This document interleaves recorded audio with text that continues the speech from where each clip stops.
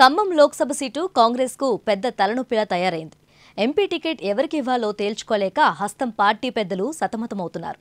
ఓవైపు రేపటి నుంచి రాష్ట్రంలో లోక్సభ ఎన్నికలకు నామినేషన్ల స్వీకరణ ప్రారంభం కానుంది. దీంతో ఇంకా ఎంపీ అభ్యర్థిని ఖరారు చేయకపోవడం కాంగ్రెస్ కేడర్ను తీవ్ర అసంతృప్తికి గురిచేస్తుంది.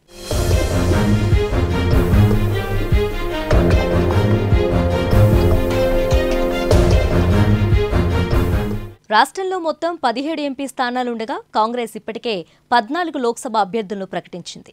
అయితే ఖమ్మంతో పాటు హైదరాబాద్, కరీంనగర్ ఎంపీ అభ్యర్థులను ఖరారు చేయలేదు. ఖమ్మం లోక్సభ టికెట్కు కాంగ్రెస్లో తీవ్ర పోటీ నెలకొంది.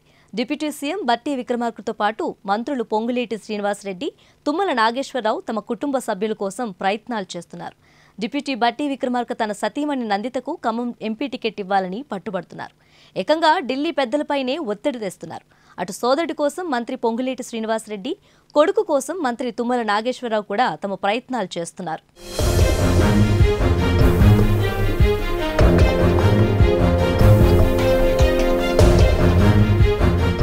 ఖమ్మం లోక్సభ టికెట్ కోసం పోటీ తీవ్రంగా ఉండడంతో కాంగ్రెస్ హైకమాండ్ ఎవరికివ్వాలో తేల్చుకోలేకపోతుంది.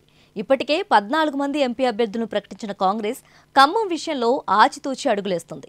ముగ్గురు నేతల్లో ఎవరో ఒకరు ఒత్తిడికి తలొగ్గితే మిగతా ఇద్దరు సహకరిస్తారో లేదోనన్న భయం హస్తం పార్టీకి పట్టుకుంది.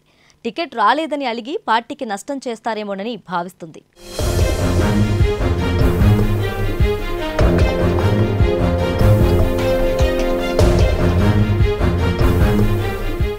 ఖమ్మం లోక్సభ సీటుకు కాంగ్రెస్లో భారీ డిమాండ్ ఉండటానికి పెద్ద కథే ఉంది. ఖమ్మం పార్లమెంట్ నియోజకవర్గం పరిధిలో 7 అసెంబ్లీ స్థానాలుండగా 6 కాంగ్రెస్, కొత్తగూడెంలో మిత్రపక్షం సిపిఐ గెలిచాయి. దీంతో ఇక్కడ కాంగ్రెస్ ఎవరికి టికెట్ ఇచ్చినా ఈజీగా విజయం సాధించడం ఖాయం. దీంతో ఖమ్మం లోక్సభ సీటును తమ కుటుంబ సభ్యులకు ఇప్పించుకునేందుకు సీనియర్ నేతలు తీవ్రంగా ప్రయత్నిస్తున్నారు.